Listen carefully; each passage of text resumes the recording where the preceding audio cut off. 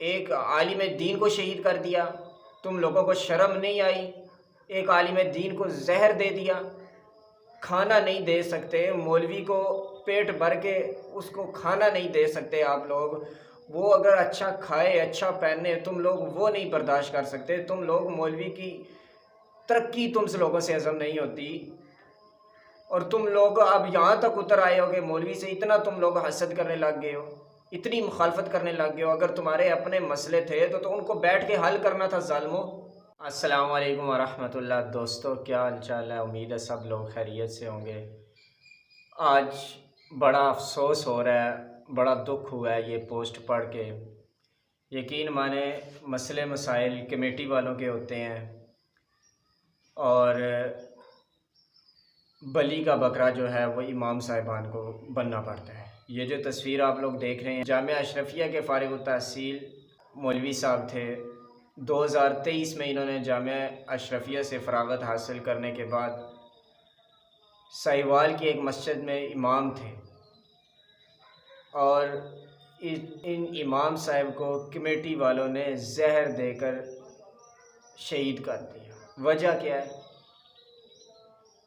कि आपस के मामलात की वजह से, आपस की अनबन की वजह से। 4-5 साल पहले मैं भी एक मस्जिद में इमाम था। वहाँ भी कुछ लोग ऐसे थे जो बरेलवी थे और कुछ देवबंदी थे। उनके आपस के रोले ही नहीं ख़त्म हो रहे। यही मसला इस जगह पर रूनुमा हुआ।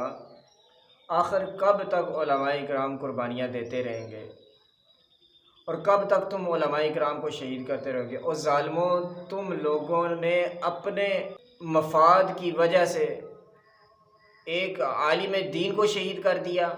तुम लोगों को शर्म नहीं आई? एक आलिम दीन को जहर दे दिया। खाना नहीं दे सकते मौलवी को, पेट भर के उसको खाना नहीं दे सकते आप लोग।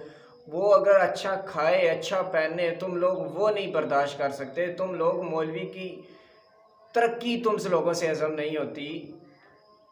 और तुम लोग अब यहाँ तक उतर आए हो कि मौलवी से इतना तुम लोग हसद करने लग गए हो, इतनी मुखालफत करने लग गए हो। अगर तुम्हारे अपने मसले थे तो उनको बैठ के हल करना था ज़ालिमों। इनको क्यों बलि का बकरा बनाया है?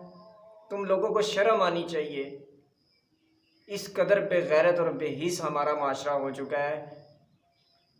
एक बिल्ली के बच्चे को जहर देते हुए आदमी 100 मरतबा सोचता है, और तुम लोगों ने एक आलिम दीन को जहर दे दिया। एक चूंटी मारते हुए जिस बंदे के अंदर एक एहसास हो, वो बंदा एक चूंटी मारते हुए भी सोचता है कि यार इसकी जान का बदला मुझसे लिया जाएगा।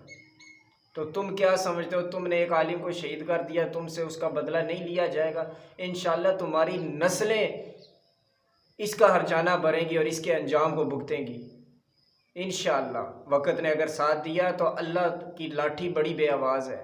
वो जिस पर पड़ती है फिर वो पिछली सारी कसरें पूरी कर देती है। तुम लोग ज़रा सब्र करो। तुमने अंबिया के वारिस को शहीद किया, किसी आम बंदे को नहीं किया। तुमने अंबिया के वारिस को जहर दिया। शर्म से डूब मरने का मकाम है।